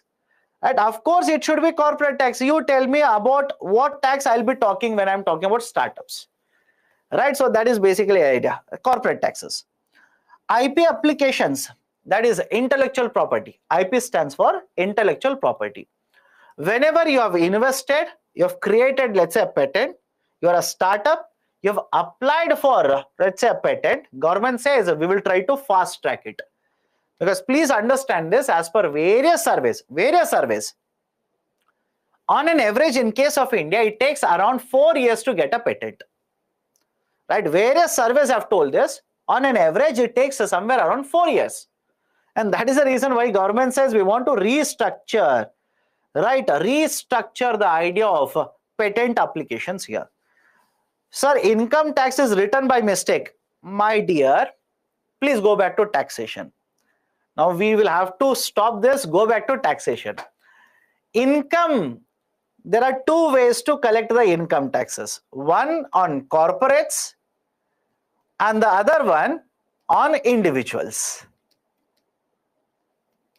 Sir, you have written income tax, but you are telling corporate tax. Please go back. Income Tax Act of 1961. You tell me, this law will cover only income taxes of individuals. Let me see. How much have you understood so far? How much do you remember from what you have read? Income Tax Act of 1961, do you think it has provisions only to cover individuals? Absolutely no. corporate taxes are income taxes only.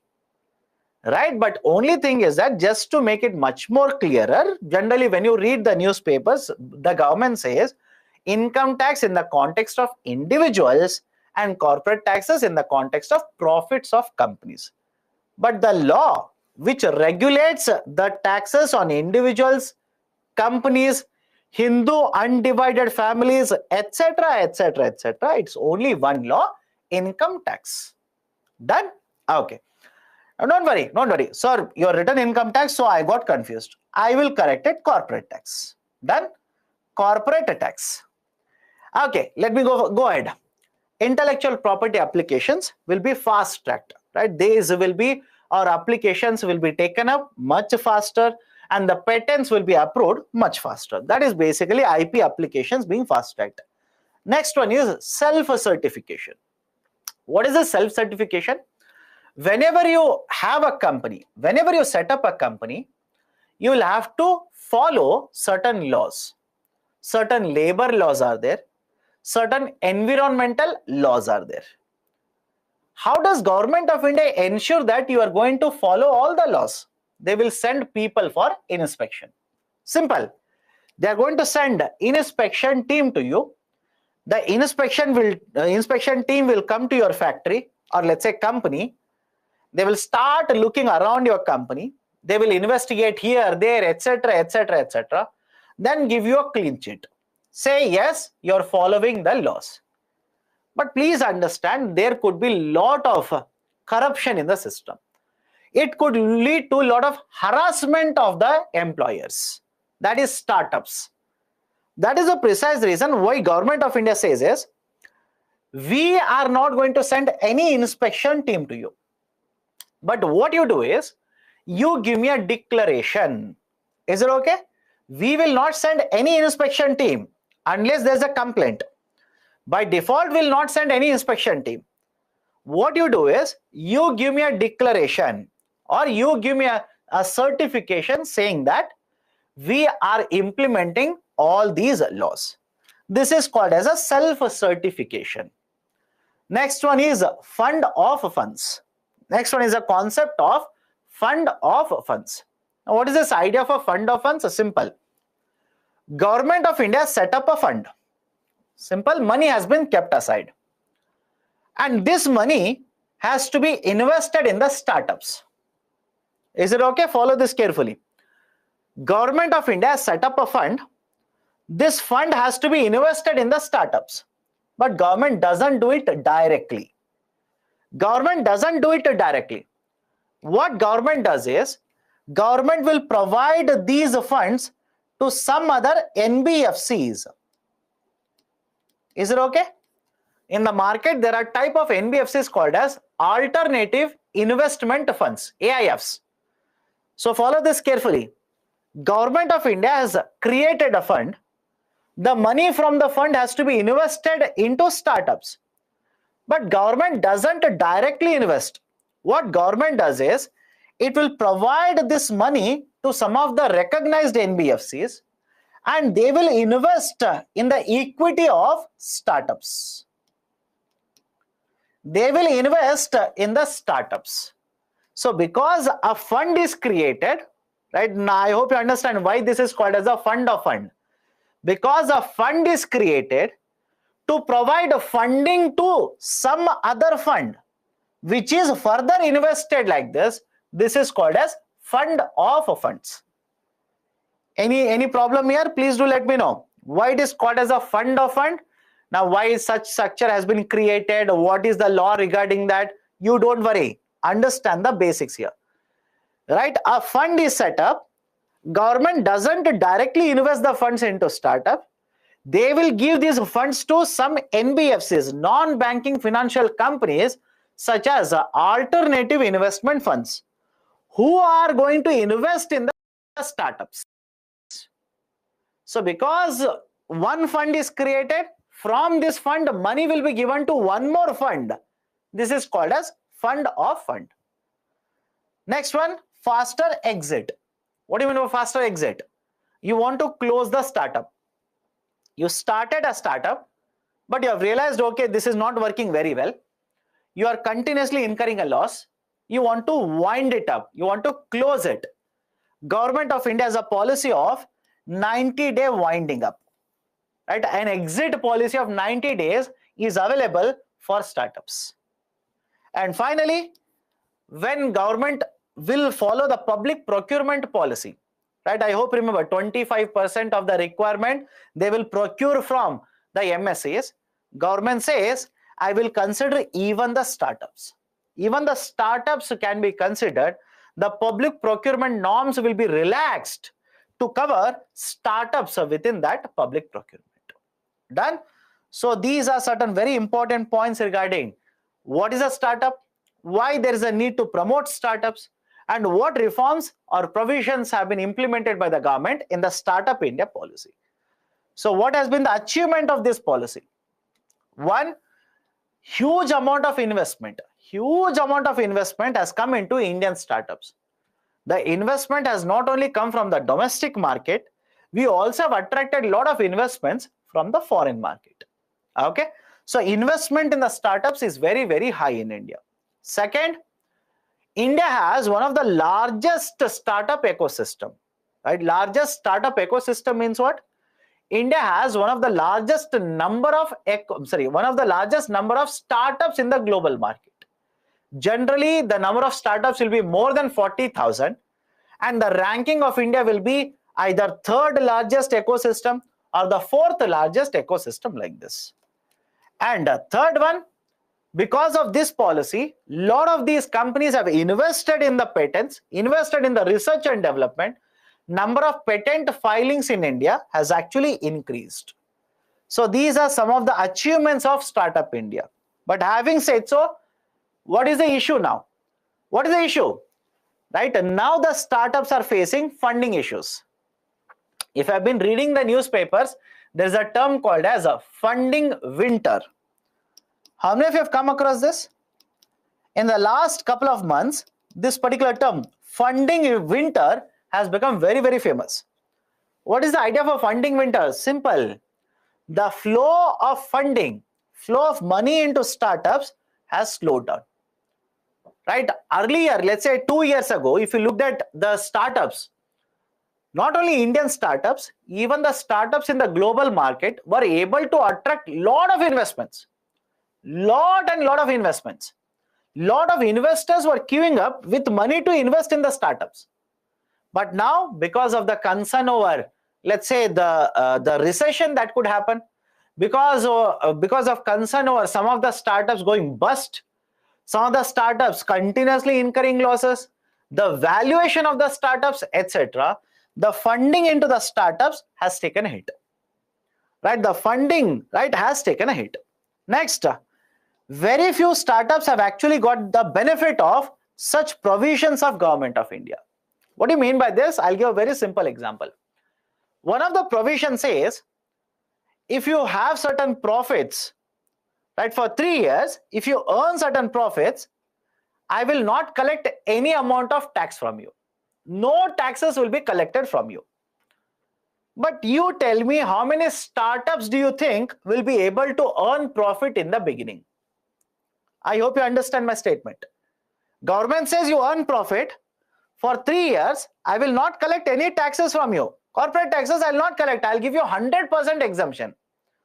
But how many of these startups you think will be able to generate profits in the beginning? What happens is, most of the startups, I repeat, most of the startups will take many years to actually earn profit. Right? So very few of the startups are getting the benefit out of these provisions. And finally, even today, the time that is taken to allocate the patents in India is higher. It is higher. Even last year's economic survey had flagged this. There are a lot of issues with infrastructure, right, to get patents in India. Right? So these are some of the issues which the startups are basically facing a problem in. Okay, done? Any issues in the Startup India? Any issues in the Startup India? Let me know. So Make in India is done. Startup India is done. Turnover and profit difference. Turnover is the total amount of revenue. I repeat, turnover, right, is the total amount of revenue. Profit is revenue higher than expenditure. Okay, done. AIF not required, right? The alternative investment funds, these are type of NBFCs. Remember that, more than sufficient. There are three classifications of AIFs: AIF category 1, AIF category 2, AIF category 3. Again, right, those are not required for civil services. Okay. Faster exit. If you talk about exit policy, under insolvency and bankruptcy code, what is the exit policy? For a company to exit the business, right, what is the number of days that is required? 330 days. But in case of a startup, the number of days that is required to exit the business is only 90 days. 90 days exit policy is available. You can close the company. Define startup. A startup is the one which is registered under one of the three laws. The laws are there in the board. Please have a look at it. Second, from the date of registration, the company should not be more than 10 years old. Incorporation means setting up a company, right? Incorporation means you will go to one authority, right? You will submit the documents and they will basically say this is your date of registration.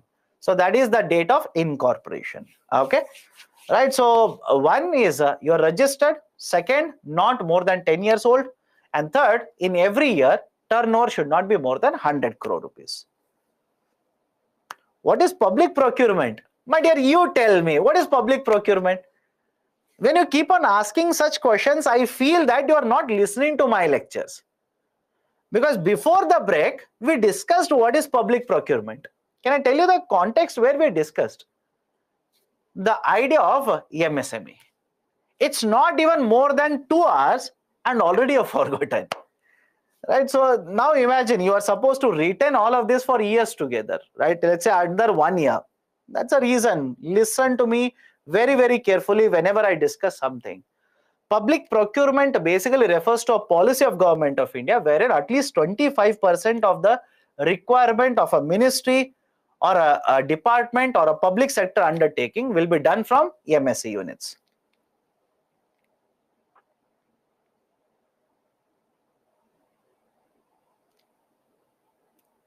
Sir, if there are 2 startups, again, don't get into all of it. Sir, if 2 startups are there, one they will file here, one. Don't worry about all of it.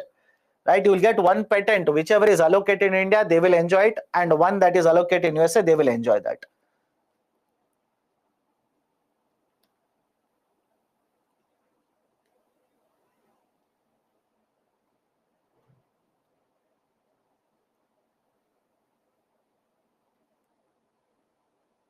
What is self-certification? Self-certification simply means rather than government coming to your factory, conducting investigations, conducting inspections, you will only give a declaration to government saying that I am following all of the laws. That is called as self-certification. And this has been done by the government for a very simple reason. They do not want to harass startups. The officials will end up harassing the startup owners. That is the reason.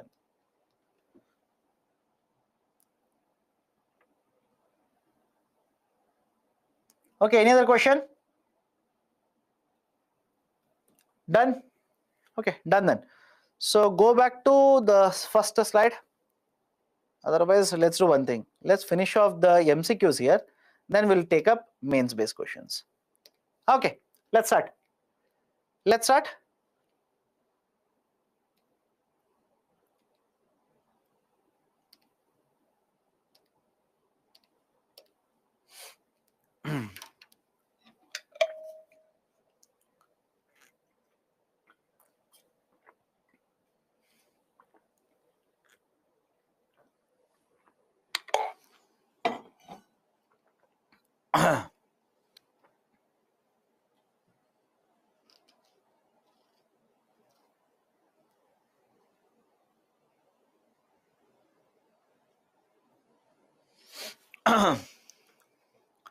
Okay, 71% have answered correctly.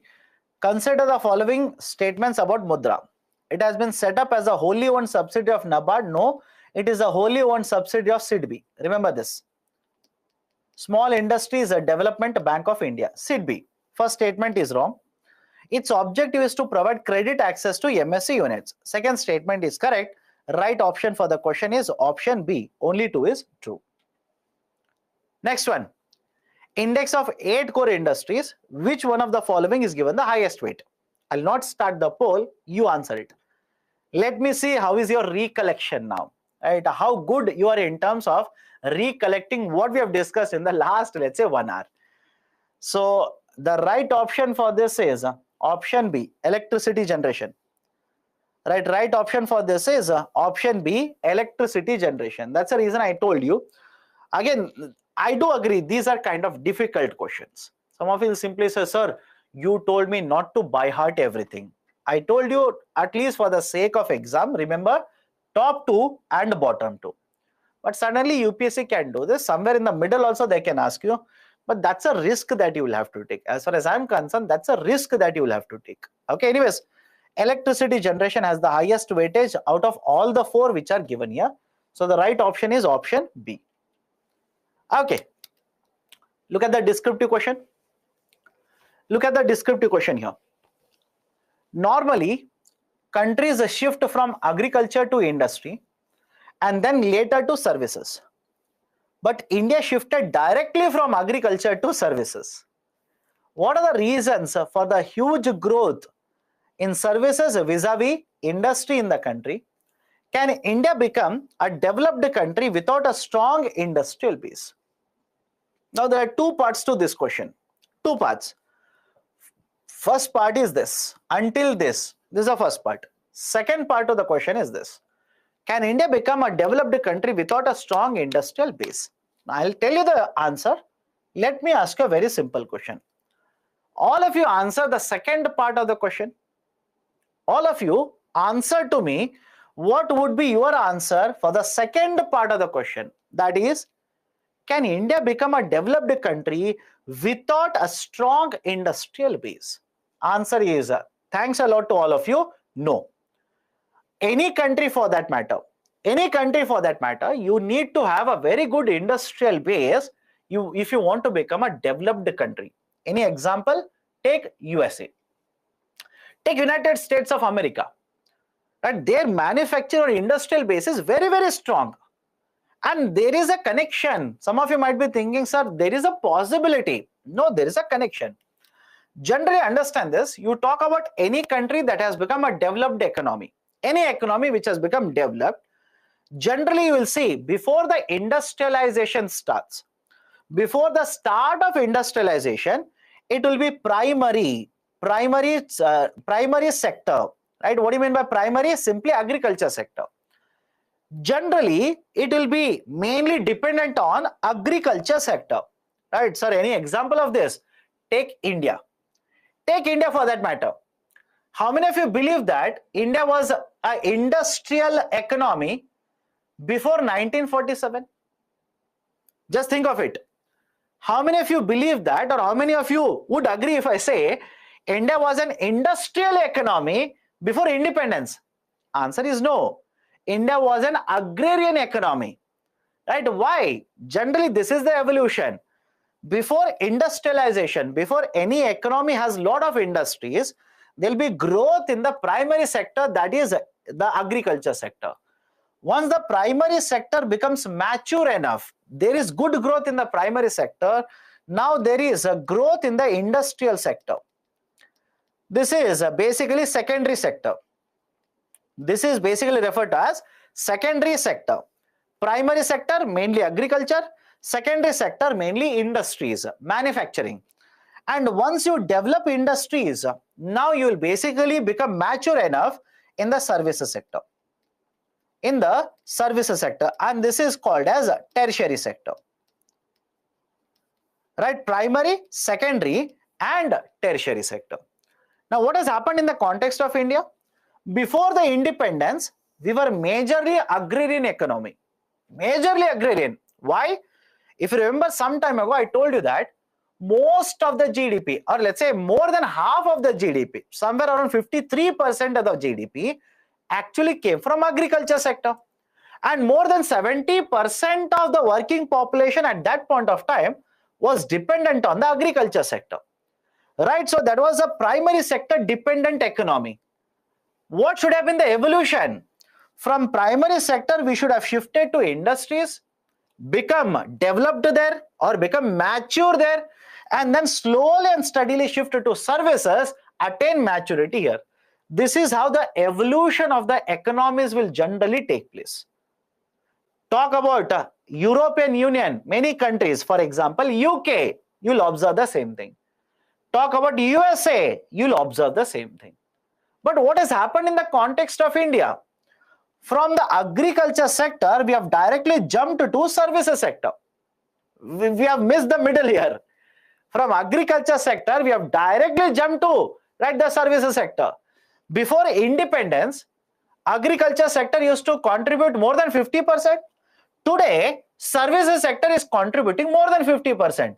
So where is the time period where manufacturing contributed more than 50% to the economy? You will not find it. We have missed industrial development. Directly we have jumped to the services sector.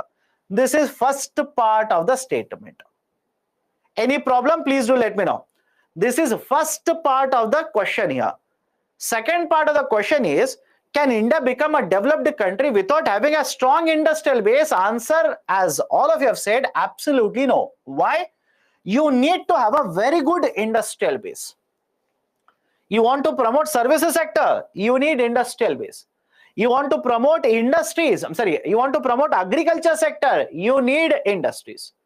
For example, where do you think tractors are manufactured? You tell me. Where do you think tractors are manufactured? Where do you think computers are manufactured? Aeroplanes are manufactured, etc. At aeroplanes, computers is associated with services sector. Tractors is associated with agriculture sector. But where do you think the manufacturing of all of this will happen? In the industrial sector. So without a strong industrial base, can you become a developed country? Answer is no. You will not have that. A strong industry which will keep on providing raw materials, inputs, not only to the primary sector, but also to the tertiary sector. Right? That is the answer to this question. How do you frame it? How do you basically frame this answer then? This is the basic, let's say, structure. 3 parts. One is introduction. Second one is the main body. And finally, the conclusion. Let's start. Right, the unique nature of Indian economy, right? What is the unique nature, sir? We have discussed this. Until independence, it was basically the agrarian economy. Now it has become a service-dominated economy. There is a connection between all of them, right? Industries, right, will lead to a development of primary. Industries will also lead to a development of services sector. There is a connection between all of them. But what we have done is we have directly jumped from the primary to the tertiary, that is services sector. So Indian economy shifted from agriculture to service sector, skipping manufacturing sector, unlike other developed economies. Okay. Now, what are the focus areas? Why this shift has taken place? Please write why the shift has taken place. Why did we directly jump from agrarian economy to, let's say, a service dominated economy? The reasons you already know. 1991 reforms, right? The growth of the industries, the exporting of services from Western market to Indian market, the cost efficient labor or lower cost labor available in case of India, etc., etc., etc. So all these are the factors why suddenly in the Indian economy, service sector has ballooned. Service sector has boomed and manufacturing sector or industrial sector is still stuck up in the middle. And what is the need or the necessity for having a strong industrial base? Point number 1, India is largely dependent on manufactured goods. Right? We are heavily dependent. So we are importing now because we do not have a very good industrial base in India. And these are required for promoting growth. Disguised Unemployment, disguised unemployment is very high in agriculture. We'll take it up later, please don't worry. Disguised unemployment is higher. Large labor force, right? We have a huge amount of a labor force. We need to ensure that the labor force which is stuck up in the agriculture sector. This is very important point, remember this. We have a huge amount of a labor force, that is working population, which is there in the agriculture sector. Generally around 49%. Now some of you might be thinking, sir, why 49% is there in the agriculture sector? Multiple reasons. There are multiple reasons. But one of the biggest problem with this is there are no alternative opportunities that is available to them. Is it okay? There are no alternative opportunities that is available to them. That is one problem. One reason why labor is there in the agriculture sector. Second, could be minimum qualification requirements, right? It could be absence of jobs in the rural market, etc., etc. So there are multiple reasons why 49% of the labor, it is stuck up in the agriculture sector, right? So what we need to do is promote industrialization, promote manufacturing sector, so that the labor will be absorbed more and more into manufacturing sector. Strong industrial base is also required to both the growth of agriculture sector, that is primary sector, as well as services sector. Okay. So what is Government of India doing to promote industries? Mention certain schemes. Mention certain schemes. PLI, are we not promoting manufacturing under this? Make in India, 15 sectors of manufacturing are covered under this. So what is your conclusion?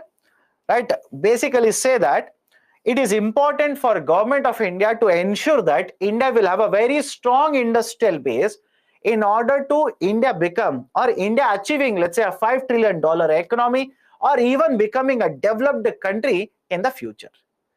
Right, so this is how you generally approach these kind of questions and write answer to these kind of questions. Done? Now, any doubts? And some of you are worried about, right, the break. I'll give you the break, don't worry. But any doubts? When will we shift to industrial base as primary? Again, what do you mean by that? Sorry, I don't understand the question. When will we shift to industrial base as primary? Primary sector is different. Industries is part of the secondary. Please reframe the question. IP right benefit for individual and country. If you have very good intellectual property in the domestic market, rather than importing, you can have better alternatives in the domestic market itself. Right? That's the whole idea.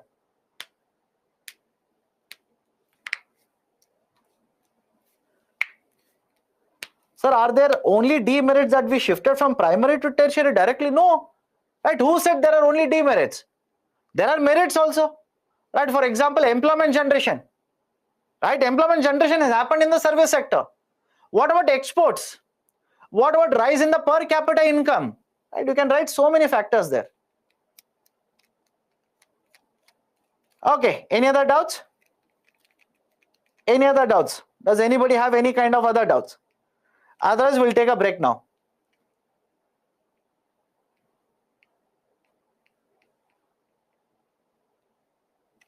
Now we have agriculture as primary. So my question is that when we will shift to manufacturing, industrial sector as primary? My dear, you're confused. Primary sector involves agriculture. Secondary sector involves industries, that is manufacturing. Tertiary sector involves services. So what has happened in India is, from primary sectors, we have directly jumped to tertiary sector. Now the argument is promote a secondary sector. We will not make manufacturing as primary sector. You can't do that. Manufacturing is part of the secondary sector. We will have to promote a secondary sector, that is industrialization, that is manufacturing.